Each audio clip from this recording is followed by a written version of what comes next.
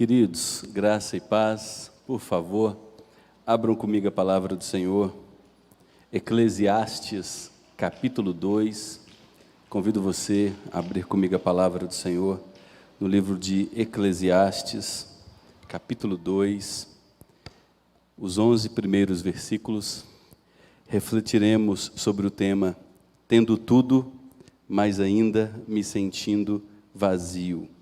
Eclesiastes, capítulo 2, os 11 primeiros versículos. Diz-nos assim, a palavra do Senhor, em Eclesiastes 2.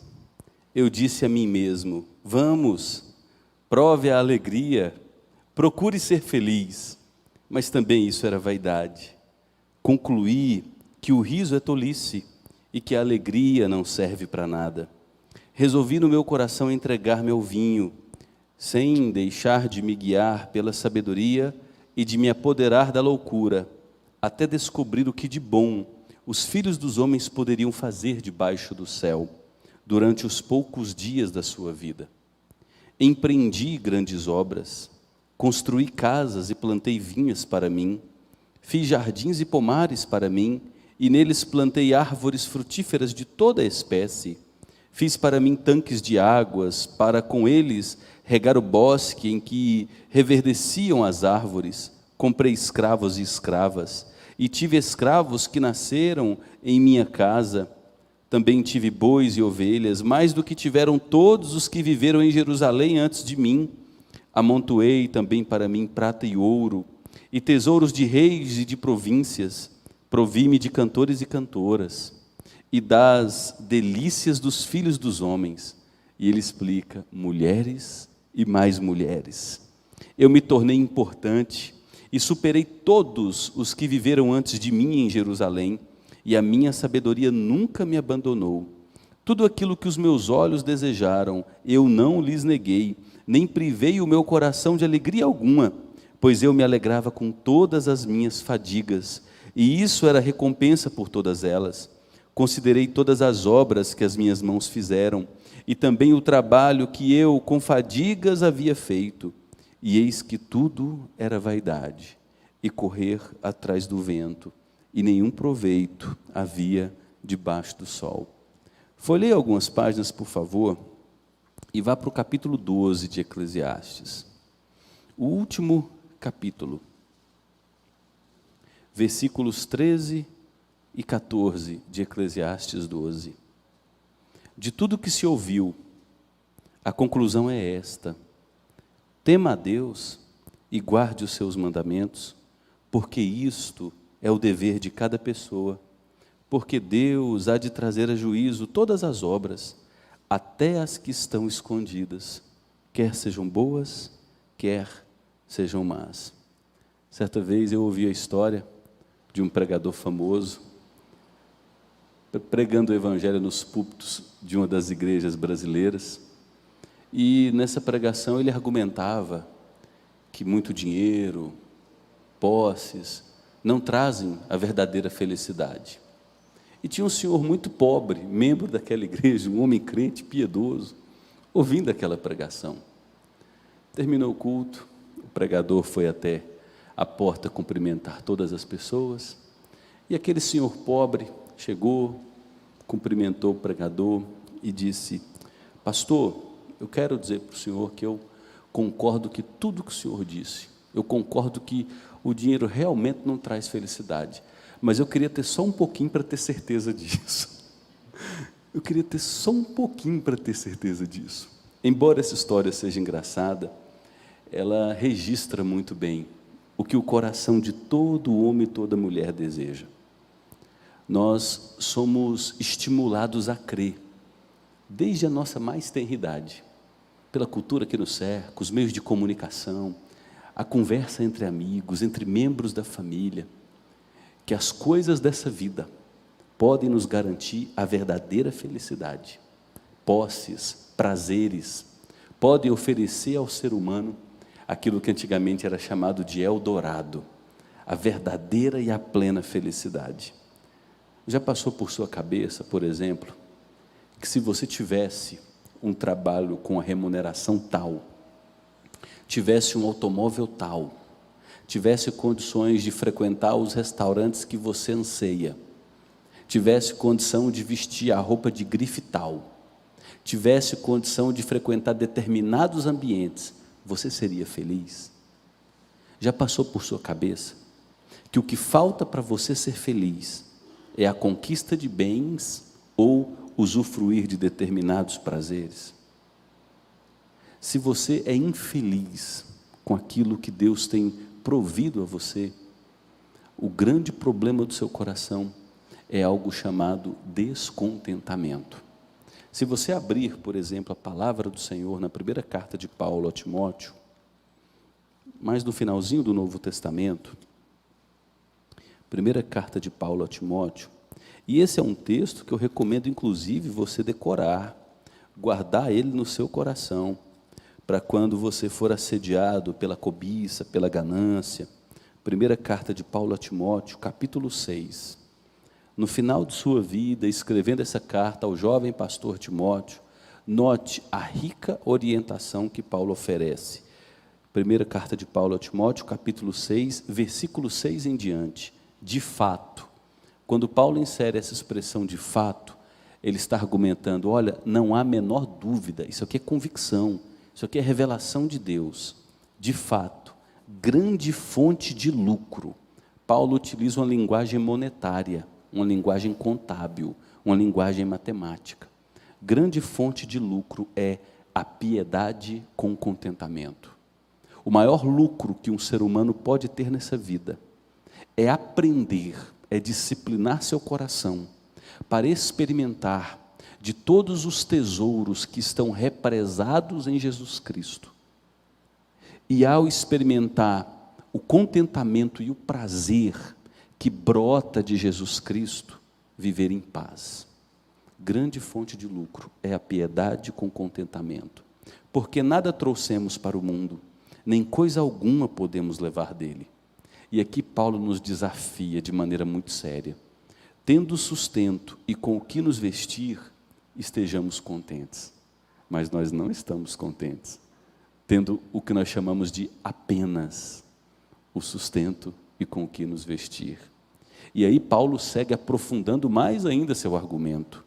Os que querem ficar ricos, os homens entregues à ganância, à cobiça, caem em tentação, em armadilhas e em muitos desejos insensatos e nocivos, que levam as pessoas a se afundar na ruína e na perdição.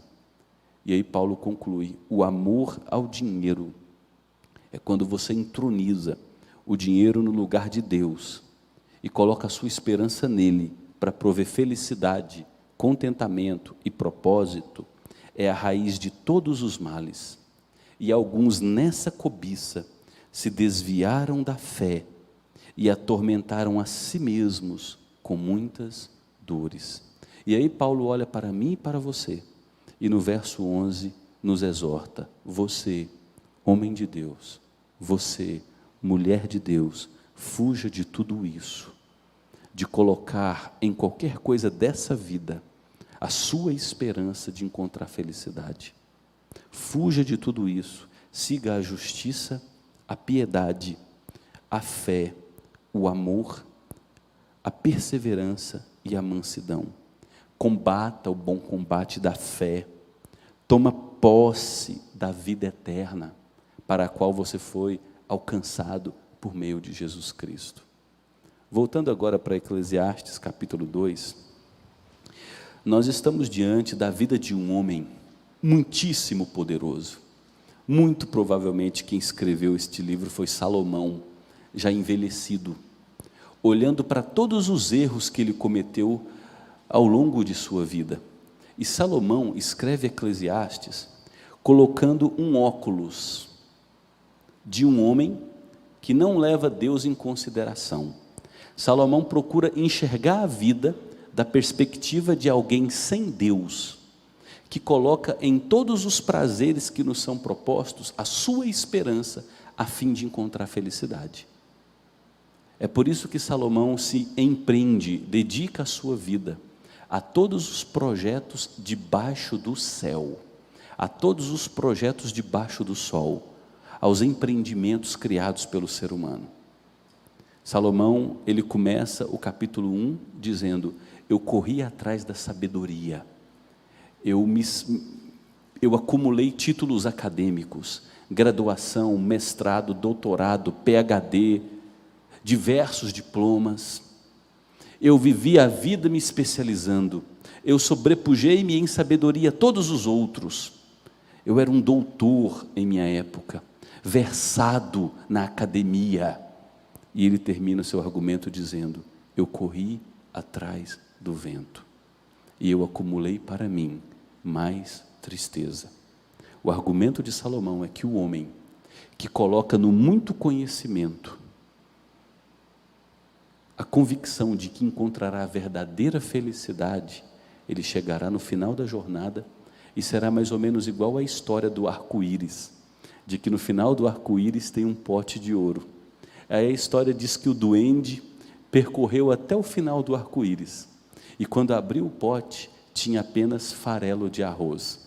O problema é que o duende estava velho, ele empreendeu aquela jornada de encontrar o pote durante toda a sua vida, e ao chegar lá, ele viu que empreendeu toda a sua energia em vão, inutilmente. É isto que significa vaidade das vaidades, uma expressão que é repetida em todo o livro de Eclesiastes. Tudo é vaidade. Uma outra tradução seria bolha de sabão. A bolinha de sabão que as crianças fazem, brilhosa por fora, aí você corre atrás daquela bolha de sabão, tão bonita e encantadora, mas de repente, vazia, não oferece nada de transformador para a vida. E quando a gente vai para o capítulo 2 de Eclesiastes, nós vemos aqui toda a jornada empreendida por Salomão, resumida nos 11 primeiros versículos.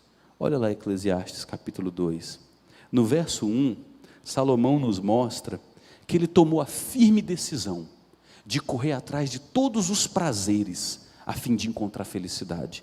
Ele diz: eu disse a mim mesmo, vamos, prova a alegria, procure ser feliz. Mas também isso era vaidade. Ele tomou a decisão: eu quero seguir todos os caminhos possíveis, que a mídia vai me mostrar, que o ser humano vai me estimular, os conselhos que eu receber. Quem me falar, olha, através daquele caminho você será feliz, eu vou seguir aquele caminho. Se alguém disser para mim, vai beber, eu vou me embriagar. Marque a sua vida com prazer sexual, eu vou me cercar de mulheres. Ame o dinheiro, eu vou amar. Qualquer ser humano e qualquer proposta que for mostrada para mim, com a garantia de que vai me providenciar felicidade, sentido, e que vai matar a fome da minha alma, eu vou atrás. Então, Salomão está no versículo 1 tomando a decisão: eu vou marcar a minha vida pelo prazer, para ver se eu encontro felicidade. E no versículo 2, ele já traz para nós a antecipação da conclusão. Ele já antecipa para nós. Ele diz no verso 2: eu concluí que o riso é tolice e que a alegria não serve para nada. Em outras palavras, todo o meu empreendimento foi em vão. E a partir do verso 3, Salomão nos mostra os vários empreendimentos a que ele se entregou, a fim de encontrar a verdadeira felicidade. No verso 3, Salomão fala do álcool. Resolvi no meu coração entregar-me ao vinho, sem deixar de me guiar pela sabedoria e de me apoderar da loucura, até descobrir o que de bom os filhos dos homens poderiam fazer debaixo do céu durante os poucos dias da sua vida. Tomei a decisão. O vinho é a bebida do prazer? Cerveja? Uísque? Vou beber. Vou me entregar ao álcool. Vou me entregar com prudência, com sabedoria. A pessoa é assim, ela se aproxima do álcool e diz: eu tenho o controle dele, eu consigo domesticá-lo, domá-lo. Mas chegou um tempo que a tolice foi quem o tomou. Porque inicialmente a pessoa se acha dominadora daquilo, mas com o tempo ela passa a ser tola, ela é dominada por aquele vício. Salomão diz: eu me entreguei ao álcool, na vã tentativa de aliviar esse vazio, esse vácuo que há no coração. Há na alma humana uma insatisfação perene, um descontentamento contínuo. E se esse descontentamento não for preenchido no lugar certo, pela pessoa certa, o ser humano pode enlouquecer. E é por isso que alguns, para não enlouquecerem, se entregam ao exagero do álcool, se tornam escravizados ao álcool. Começam com sabedoria, querendo encontrar felicidade, fugir de um problema. No meio do caminho se tornam tolos, e no final da jornada foram escravizados. Salomão, no verso 4, diz que se empreendeu às construções, aos projetos humanos. Ele diz no verso 4: empreendi grandes obras, construí casas e plantei vinhas. O que falta para eu ser feliz é eu ter empreendimentos, é eu envolver a minha cabeça e ocupar meu tempo com construções. Então eu vou comprar alguns lotes no Lago Corumbá, vou comprar alguns apartamentos em Caldas Novas, vou comprar lotes em loteamentos novos, e vou ocupar a minha cabeça com empreendimentos, comprar, vender, construir, alugar. Quem sabe isso vai me trazer felicidade, porque na medida em que eu tiver muitos imóveis alugados, muitas construções, passando o dia com pedreiros, com parceiros, engenheiros, arquitetos, encanadores, assim a minha vida vai ocupando e eu encontro felicidade. A conclusão de Salomão é: vaidade das vaidades, o vazio permaneceu. John Piper começa um livro dele, olha o título do livro: Não Jogue Sua Vida Fora. Eu já li esse livro pelo menos umas 4 vezes para ver se meu coração assimila um pouquinho dele. Não jogue sua vida fora, e eu recomendo a leitura a você. Ele começa o primeiro capítulo dizendo que certa vez ouviu a história de um casal que ansiava pela aposentadoria, um casal de crentes, e esse casal conseguiu se aposentar aos 55 anos de idade. Gente, aos 55 anos de idade, a gente é bem jovem ainda. Olha o nosso querido Gilberto ali, na casa dos 70, está um coco, joga videogame ainda o homem, gente. Vai jogar um PlayStation 3, uma partida de futebol no PlayStation 3 com o Gilberto, você toma um couro dele. Aos 55 anos de idade, aposentaram. Fizeram o quê? Compraram um barco para navegar pela costa de seu país, colecionando conchas. John Piper conta que quando ele ouviu essa história, ele quase teve um trem. Ele disse: como assim? Pegar a minha única e preciosa vida, o dom mais valioso que Deus me deu, e desperdiçá-la colecionando conchas? A coleção de conchas não preencheu o vazio do coração daquele casal. Como os nossos empreendimentos, que ocupam os nossos dias, nosso tempo, alimentam nossa avareza, nossa cobiça, também não preenchem o vazio que há no coração humano. Salomão não para por aí. Ele diz que investiu no ambientalismo. Ele foi protagonista do Greenpeace, no século X a.C. Se você observar o versículo 5 de Eclesiastes 2, Salomão vai nos dizer: fiz jardins e pomares para mim, e neles plantei árvores frutíferas de toda espécie.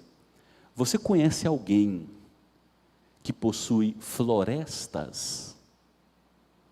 Pois é, Salomão no século X a.C. mandou plantar florestas para si. Não foi um pomarzinho com um pezinho de laranja, outro de limão, não. No original a expressão é literalmente isso, florestas, no plural. Era um homem muito rico. E para regar essas florestas, o versículo 6 nos diz que Salomão se envolveu na construção de açudes. O verso 6 diz: fiz para mim tanques de águas, para com eles regar o bosque em que reverdeciam as árvores. Olha como a cabeça, a vida desse homem era ocupada: vinho, construções, leitura, pós-graduação, especializações, aperfeiçoamento acadêmico, casas, construções, prédios, diversos empreendimentos, loteamentos, condomínios, bosques, fazenda, açudes, lagos, represas. No verso 7, a gente vê um registro triste da vida de um homem que foi chamado para andar com Deus e pastorear o povo por quem Jesus entregou sua vida. No verso 7, Salomão diz: comprei escravos e escravas, e tive escravos que nasceram em minha casa. Também tive bois e ovelhas, mais do que tiveram todos os que viveram em Jerusalém antes de mim. Você não vê um versículo bíblico que diz que Deus apreciava um homem escravizar outro, subjugar outro, como se fosse sua propriedade. O ser humano foi criado à imagem e semelhança de Deus. O ser humano possui dignidade real. O ser humano possui um valor altíssimo aos olhos de seu Criador. Salomão, em sua ânsia para encontrar felicidade segundo os moldes que o mundo nos oferece, se apropriou de pessoas. Não é diferente quando empregadores, atualmente, supervalorizam a necessidade de lucrar, mesmo sabendo que seus colaboradores, o que recebem não dá nem para se alimentar. É o tipo de escravidão do século 21. Você saber que tem uma pessoa que trabalha para você das 7 da manhã, às 7 da noite, 8 da noite, segunda a sábado, alguns são tão cruéis que é de segunda a segunda, e imagina que uma pessoa dessa conseguirá com R$ 1.200 viver um mês com sua família. Crueldade. Salomão aplicou isso. Eu me cerquei de escravos. Por que ele fez isso? Para mostrar o poder dele diante de todos os homens. Ele queria impressionar as pessoas. Essa é outra proposta que o mundo nos oferece.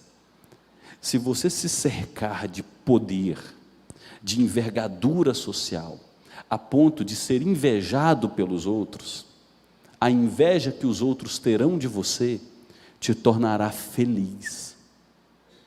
Mas a altivez, a presunção, o orgulho, a arrogância não torna ninguém realmente feliz.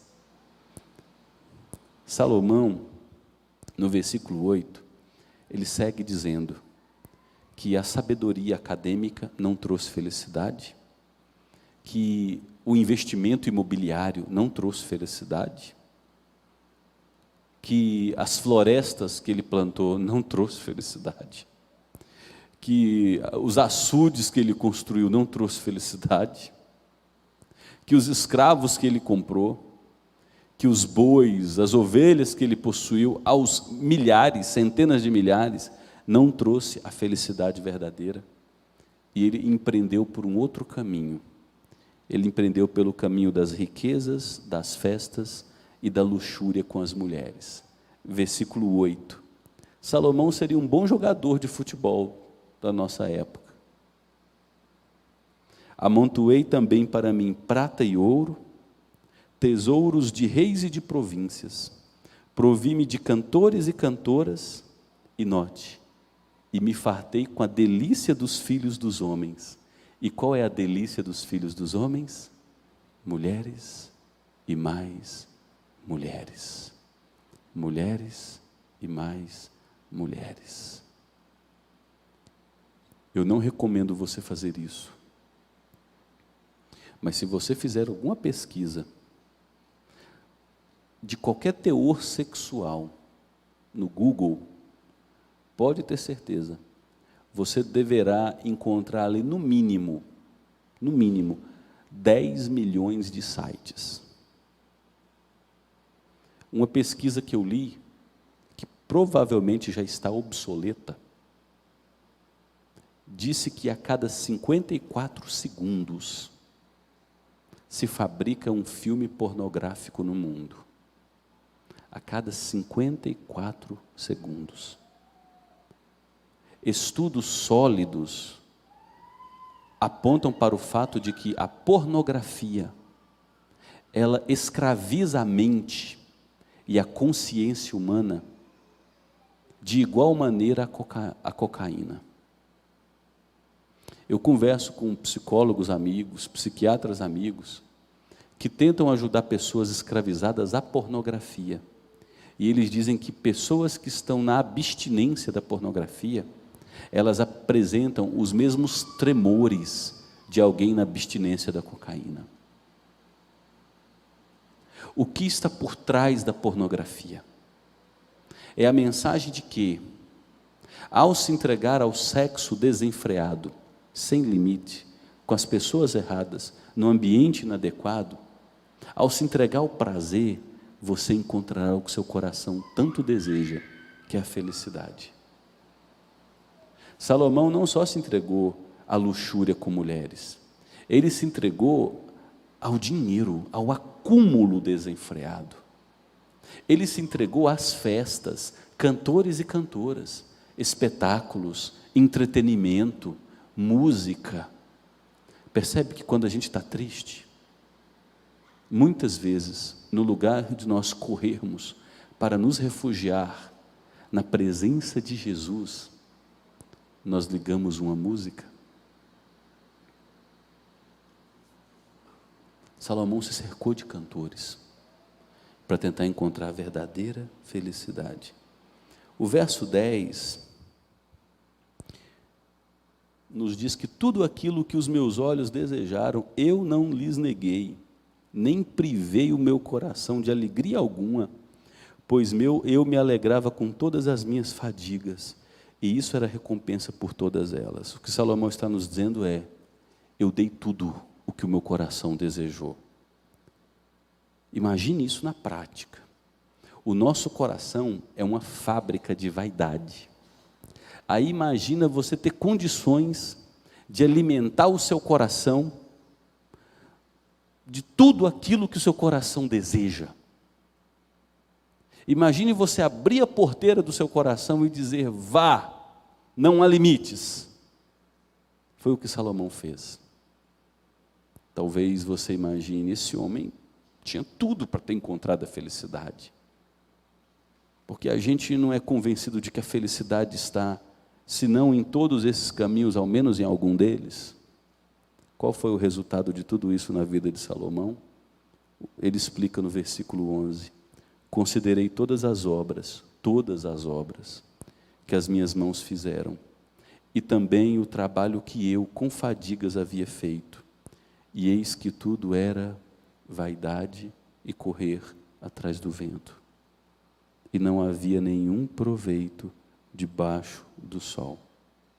A conclusão de Salomão é que o prazer pelo prazer, a riqueza pela riqueza, o entretenimento pelo entretenimento, o sexo pelo sexo, a amizade pela amizade, a luxúria pela luxúria, tudo isso é loucura, é inútil. A gente nota que Salomão entrou numa crise existencial, semelhante a muitos artistas do nosso tempo. Um artista que influencia a maioria dos nossos filhos, o Whindersson Nunes. Há pouco tempo, ele declarou que sofre de uma depressão profunda, que vive numa tristeza, numa desesperança absoluta. Tem um jato particular, pode sair daqui amanhã cedo, almoçar em algum país europeu, pode fazer isso aqui e contratar as prostitutas que quiser, mas ainda assim vácuo. Salomão disse: olha, a riqueza pela riqueza, o prazer pelo prazer e o sucesso pelo sucesso é loucura, é inútil. E por que Salomão chegou nessa crise existencial? Isso aqui é uma forma de depressão existencial. Você ter tudo e se sentir vazio. Depois que você empreendeu uma jornada longa, imaginando que ao alcançar aquele objetivo você seria feliz, e ainda assim você se vê descontente. Por que Salomão entrou nessa crise?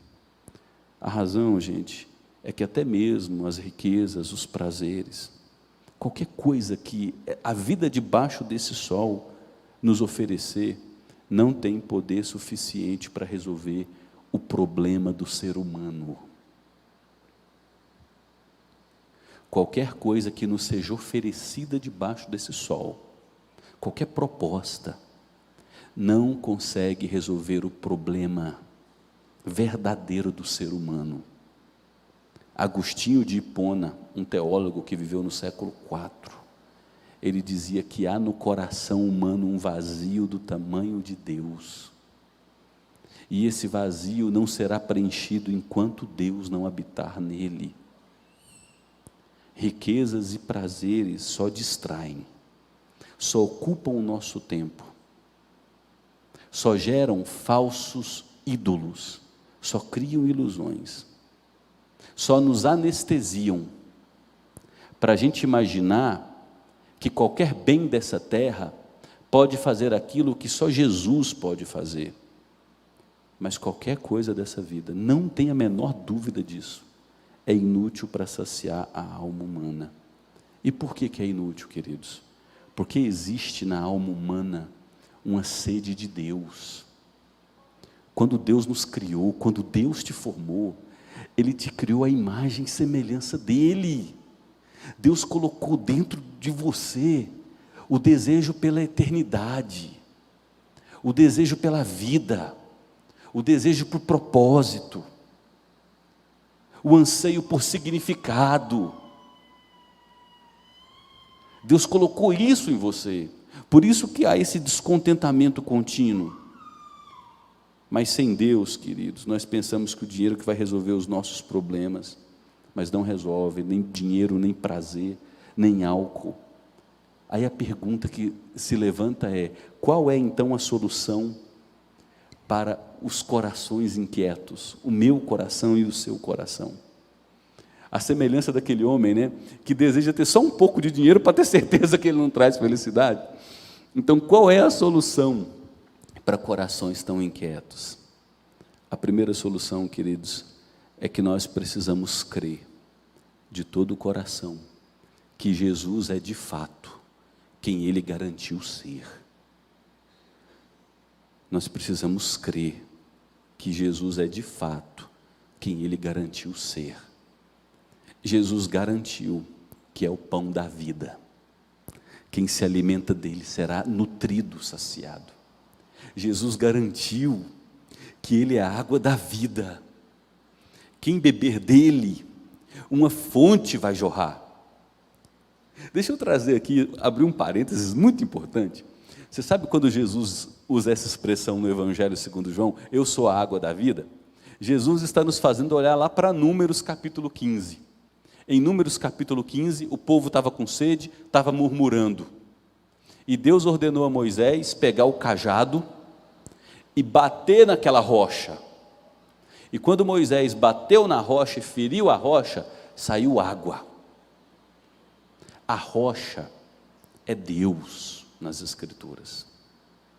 A rocha recebeu a agressão de Moisés, recebeu a ira do povo, a murmuração do povo.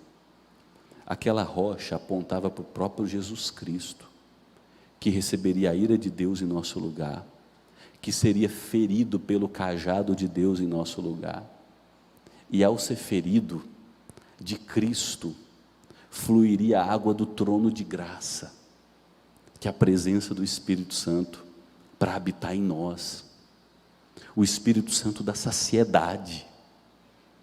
Aqueles que se enchem dele, aqueles que vivem de tal maneira que tornam a sua vida um terreno bem adubado para a sementeira do Espírito Santo. O Espírito Santo gera contentamento, paz, alegria, domínio próprio, mansidão. Só o Espírito Santo pôde gerar na vida de Paulo aquilo que ele resume em Filipenses capítulo 4.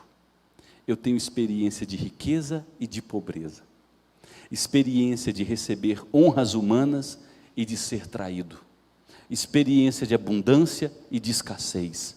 E eu aprendi uma coisa, eu posso tudo no Deus que me fortalece.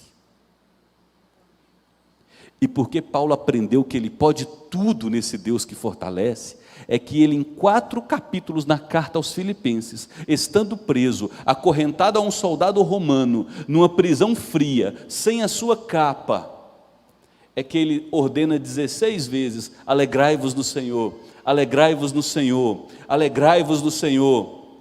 Seja a moderação, o contentamento, o equilíbrio de vocês conhecidos de todos os homens, alegrai-vos no Senhor, porque a alegria do cristão é ultra circunstancial, não depende de posses, não depende dos prazeres humanos, não depende do álcool, não depende da dependência disso, não depende das viagens. Eu ouço pessoas dizendo: eu estou estressado, eu preciso viajar logo, meu casamento está em crise, a gente tem que fazer uma viagem para ver se alivia a tensão. Queridos, nós precisamos de Cristo. Jesus Cristo é a solução para a alma do ser humano que anda faminta, para a solução dos nossos problemas conjugais, dos nossos problemas pessoais, das nossas emoções desequilibradas. Jesus Cristo é a água da vida, é o pão da vida, é o bom pastor, é a videira verdadeira, e nós, estando enxertados nele, receberemos dele vida. Jesus Cristo é a porta das ovelhas, quem entra por ele encontrará abrigo, proteção, pastagem, águas tranquilas, sustento, guarida, amor, amparo. Como lidar então com o descontentamento contínuo na alma humana? Nós precisamos trabalhar a nossa fé. E a nossa fé é instável, gente. Você lembra quando Jesus subiu no monte da transfiguração? Marcos capítulo 9. Ele sobe no monte, Jesus se torna glorioso em suas roupas, e em seu aspecto ele começa a brilhar, é a glória do céu, e está com ele Pedro, Tiago e João, e aparecem ali Moisés e Elias para conversar sobre a morte dele. Aí eles descem do monte. Quando eles descem do monte, os outros 9 discípulos estão lá apanhando, porque eles estão tentando expulsar um demônio de um menino e não dão conta. E aí Jesus olha para os seus discípulos e diz: oh, gente, que fé pequena de vocês. E Jesus olha para o pai e diz: você tem fé que eu posso curar esse menino? Preste atenção na resposta do pai: sim, Senhor, eu creio, ajuda-me na minha falta de fé.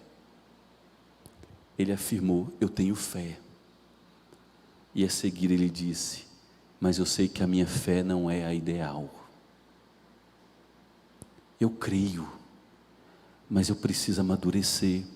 Eu creio, mas eu preciso crer mais. Eu creio, mas tem muito a crescer.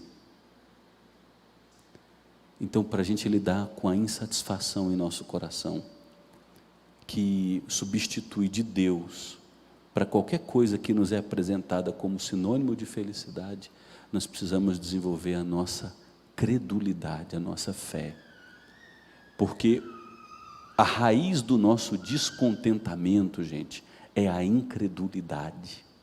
Por que a gente é tão descontente? Porque nós não cremos de fato que Jesus é a fonte de todas as delícias. Nós não nos apropriamos de fato do banquete preparado todos os dias na mesa do rei que entregou seu filho por nós. E aquele banquete, se formos até ele de graça, seremos saciados por completo. A gente tem dificuldade em crer. Então, em primeiro lugar, a gente tem que crer que Cristo é o tesouro mais precioso, a fonte da água que nunca seca, o pão que nunca acaba. Só Ele é capaz de alimentar nossa alma diariamente, fazendo com que a gente se sinta pleno sempre, ainda que faltem as coisas que a nossa natureza caída tanto deseja. Tendo vida diária com Cristo, uma vida de oração, leitura da palavra, vida com o povo de Deus, uma vida onde você se torna um terreno corretamente adubado para ser a sementeira do Espírito Santo. Pode ter certeza, a sua natureza ainda desejará muitas coisas, mas você viverá contente, porque Cristo será o seu maior tesouro. Eu fiquei com vergonha quando fui visitar uma senhora ainda em Séries, uma mulher que nós descobrimos que morava numa casinha, aquelas casas, não é de barro não, como é que é o nome, gente? Adobe. Gente, a casa era dessa altura. O marido abandonou a mulher com 3 crianças. Ali era o retrato da miséria. E nós, como igreja, resolvemos abraçar aquela família, alimentar aquelas crianças, alimentar aquela mulher, vestir aquelas crianças, vestir aquela mulher e construir uma casa para aquela família. Todas as vezes que nós visitávamos aquela família, nós ficávamos constrangidos com a alegria espiritual daquela mulher. Era uma alegria que só o Espírito Santo gera. O Ney não pode testemunhar isso. Às vezes eu fico meio constrangido com a alegria do baiano. De vez em quando você vai ali à Bahia, passar um período de férias. Ney, não, aquilo ali é fingimento ou o baiano é alegre por natureza? O baiano vai ali na praia te abordar para vender um trem, coitado, ele dá um sorrisinho, faltam uns 10 dentes, mas está naquela alegria ali. Você sabe que a vida é difícil, e a gente tem tanto.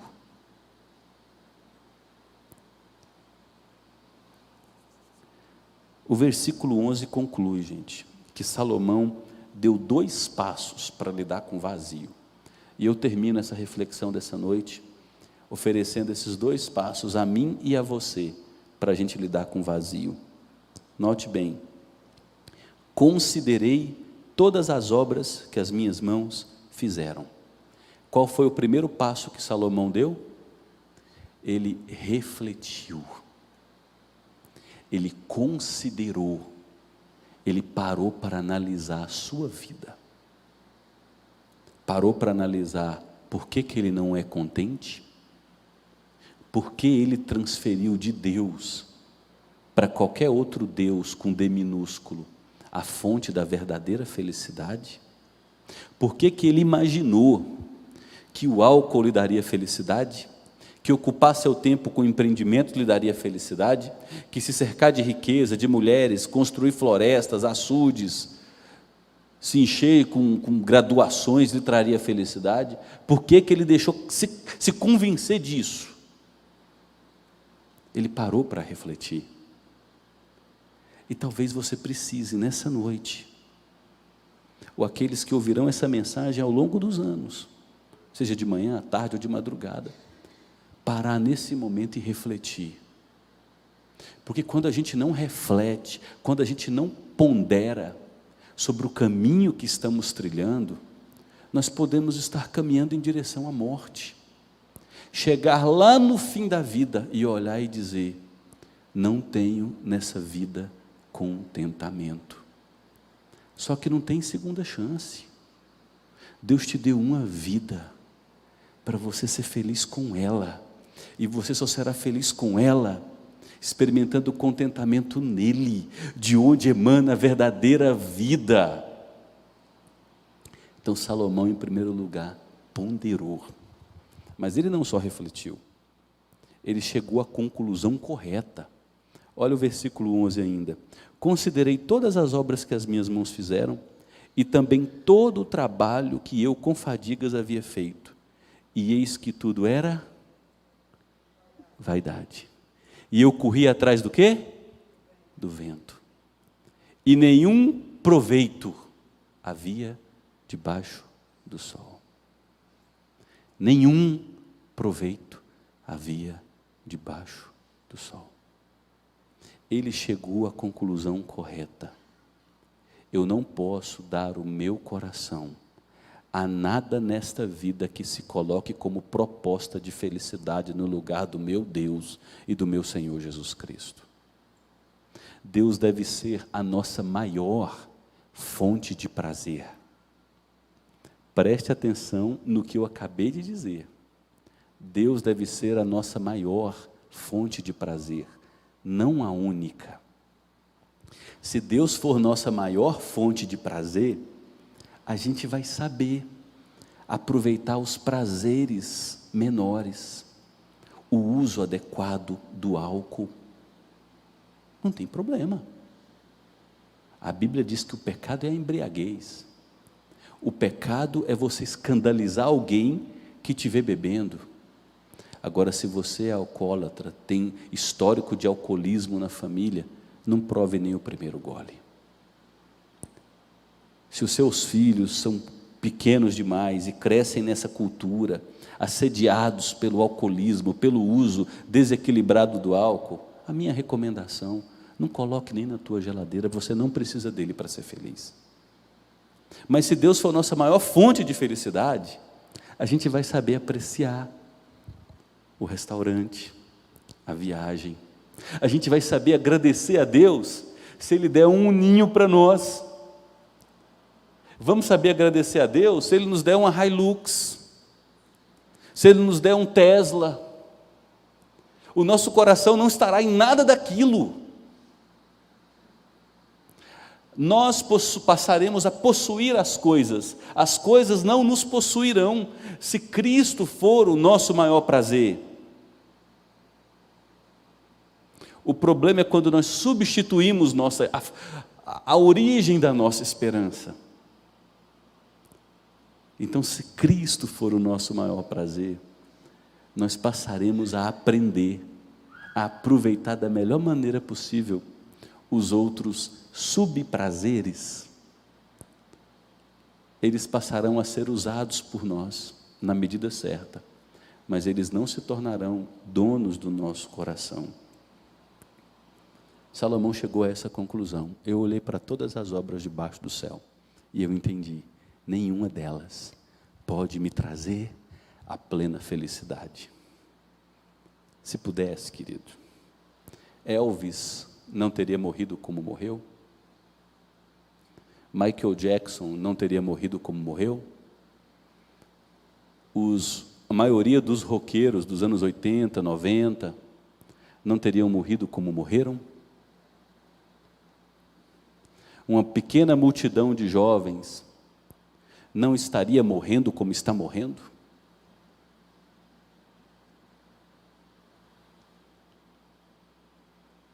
Nós precisamos chegar à conclusão e proclamar para os nossos jovens, para os nossos adolescentes: as drogas não vão lidar com esse vácuo no coração. O álcool não vai lidar com esse vácuo no coração. As festas não lidarão com esse vácuo no coração. Essa proposta de sexualidade tão depravada não vai te trazer felicidade. A Raquel estava me contando ontem, que semana passada chegou um menininho lá na escola e perguntou para ela, 12 anos, e aí, tia? Perguntou para a Raquel, hein? Olha a coragem da molecada. 12 anos, Giovana. E aí, tia, você é bissexual?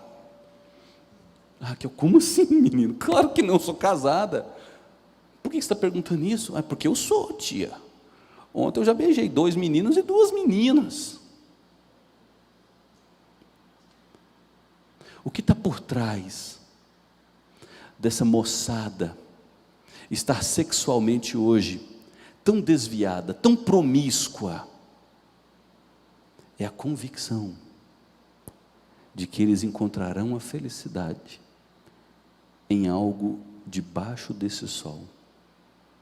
E nós precisamos ler Eclesiastes para eles e anunciar que a verdadeira felicidade está acima do sol, naquele que criou todas as coisas, que nos criou para a glória dele, e que, se habitar em nossas vidas, gerará em nós uma fonte que jorrará para a vida eterna. Não é pecado ter muito. Nós temos homens na Bíblia que foram ricos. Abraão foi rico. José se tornou o segundo homem mais poderoso do planeta. Josué, depois que entrou na terra da promessa, se tornou um homem próspero. Davi se tornou um homem próspero. Salomão foi o homem que sobrepujou a todos os homens de sua geração. O profeta Isaías era um homem próspero, pelo menos durante boa parte de seu ministério. Na medida que foi pregando o evangelho, foi perseguido e perdeu tudo. Mas foi um homem próspero. Barnabé era um homem rico. Áquila e Priscila ajudavam Paulo com posses. Jesus era sustentado e ajudado por mulheres ricas. Lázaro e as suas duas irmãs, Marta e Maria, provavelmente eram uma família abastada. Mas a gente nota nessas pessoas que o coração delas não está nos bens, mas no doador dos bens, que é Cristo. E por isso, elas viveram uma vida que valeu a pena e foram chamados de homens e mulheres dos quais o mundo não é digno. A minha oração é que você encontre contentamento na fonte da água da vida, que você se alimente diariamente do pão vivo que desceu do céu, que você transborde de contentamento pela influência santa do Espírito que habita em você, que você seja pastoreado pelo bom pastor das nossas vidas. A minha oração é que seu coração não sofra perturbação, a ponto de enveredar pela estrada da incredulidade. Pelo contrário, que você amadureça a sua fé no sentido de que tudo aquilo que Jesus disse a seu respeito é verdade. Ele é o pão, Ele é a água, Ele é o bom pastor, Ele é a videira, Ele é a luz do mundo, Ele é tudo, Ele é o sumo sacerdote, Ele é suficiente. Que você reflita sobre o caminho que tem seguido e que você considere que tudo que os homens podem nos oferecer não passam de bolhas de sabão. É bonito, brilha, mas quando você toca, não sobra nada. Que você viva para a glória de Deus e possa dizer: tudo posso naquele que me fortalece. Eu me alegro nele, sou contente nele. Ainda que esse meu corpo mortal se desfaleça, eu sou renovado dia após dia em Cristo Jesus, meu Redentor, meu Senhor, meu Salvador.